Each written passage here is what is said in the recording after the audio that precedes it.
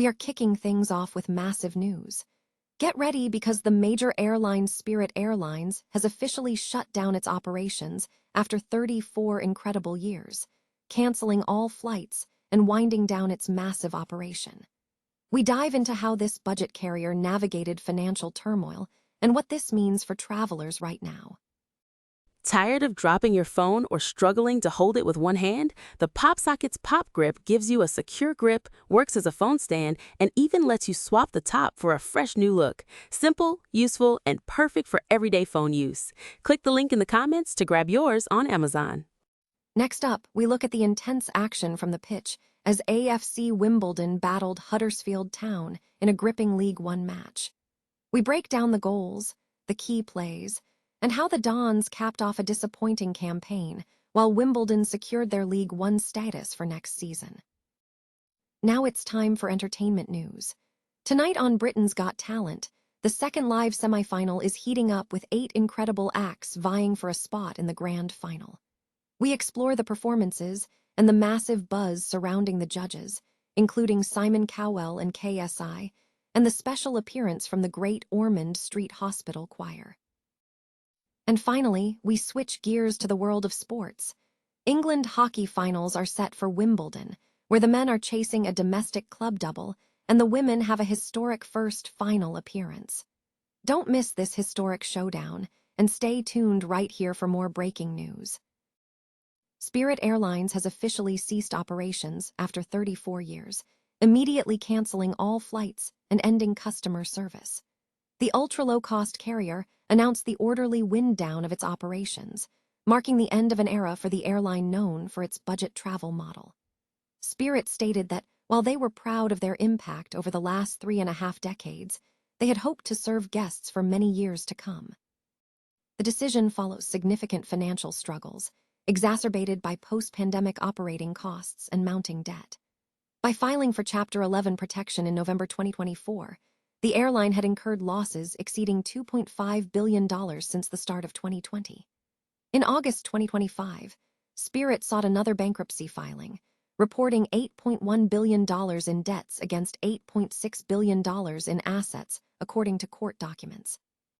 The shutdown was reportedly anticipated after Friday, as a necessary government bailout failed to materialize for the cash-strapped business. President Donald Trump had previously proposed a taxpayer-funded takeover as a final proposal, but no deal was reached. The financial difficulties were compounded by soaring jet fuel prices linked to the Iran war. Spirit's legal counsel, Marshall Hubner, warned that approximately 17,000 jobs could be impacted by the closure. Supporters, including labor unions representing pilots, flight attendants, and ramp workers, expressed concern that the collapse would lead to job losses and negatively affect consumers by reducing airline competition and potentially increasing airfares.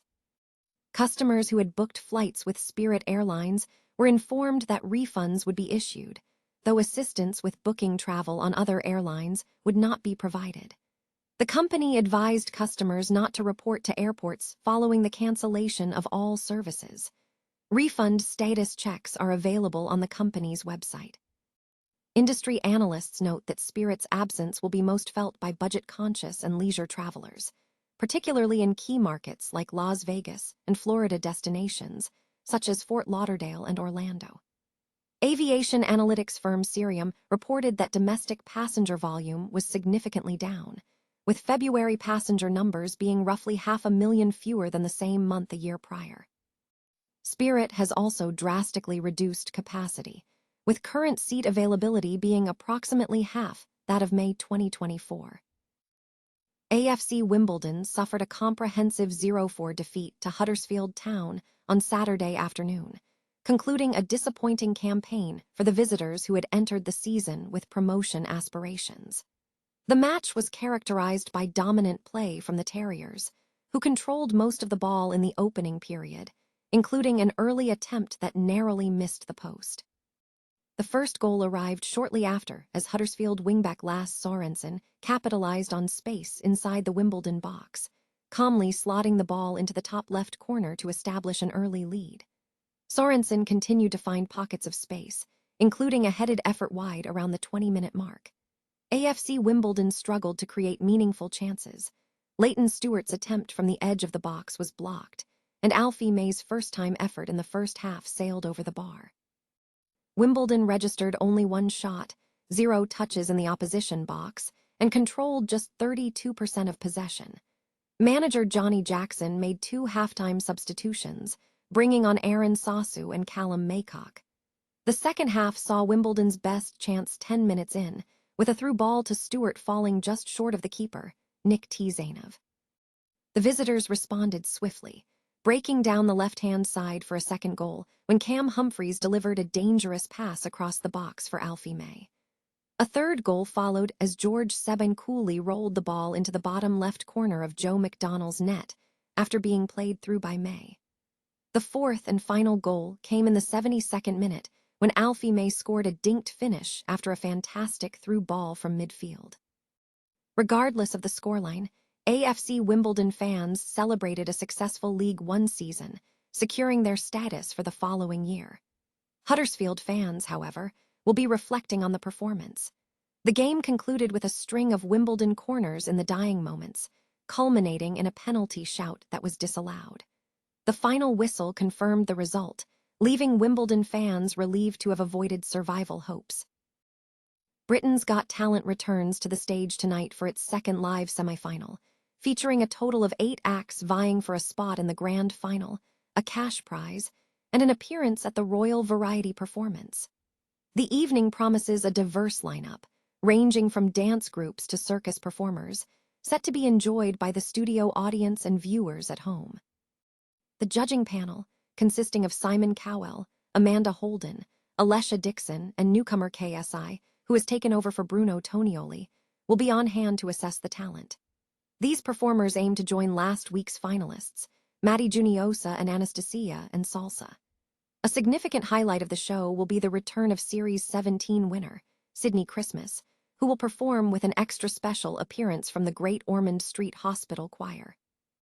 This charity performance is supported by Great Ormond Street Hospital charity patron and BGT Judge Simon, who praised the bravery of the children at the hospital. The episode follows the previous celebrity catchphrase and is scheduled to air on ITV1 and ITVX from 7 p.m. until 9:05 p.m. Viewers will have the power to vote for their favorite acts, while the judges retain the golden buzzer to fast-track outstanding performers to the final stage. England Hockey Finals. Wimbledon aims for club history. The England Hockey Finals this Sunday will feature a significant clash as Wimbledon seeks a domestic club double, marking a historic first title in a decade. The contest will be held at Wimbledon, not Surbiton. The Wimbledon men's team delivered a standout performance in the semi-finals at Sugden Road, securing a deserved 4-2 victory over Surbiton. This win ends their perfect 100% record for the season and puts them in contention for a first title in 10 years. The Wimbledon women are also poised for a historic moment, having reached their debut final and securing a spot in European hockey. In the men's match, Nick Banjarak provided an early advantage for Surbiton with a penalty stroke in the first minute. However, Ewan Gilmer, a Sam Hooper PC double, and Duncan Scott propelled the Dons into the hot seat with 4 goals in just 27 minutes of play. Captain Sam Hooper commented on the team's success, stating, "There is a reason that team has won every game this season, and fortunately it was our day today." Meanwhile, Carl Stagno's organized side is set to face Old Georgians on Sunday. Old Georgians demonstrated a classy performance, overcoming H&W with a 3-1 scoreline. 2 yellow cards in the first half did not help H&W's bid, as OGs netted 3 goals in the first half, including a fine left-sided move led by Sam Ward's run and a slide finish by James Carson. The Wimbledon women's victory over H&W in the final was sealed by a second-half double from Becky Manton, resulting in a decisive 2-0 win. The team's stout defensive performance was key to reaching a first-ever final. Wimbledon will face Surbiton in the final, who are the favorites in their pursuit of a 10th title since 2014. Last year's runners-up proved too strong for debutantes Durham University in a 3-0 victory.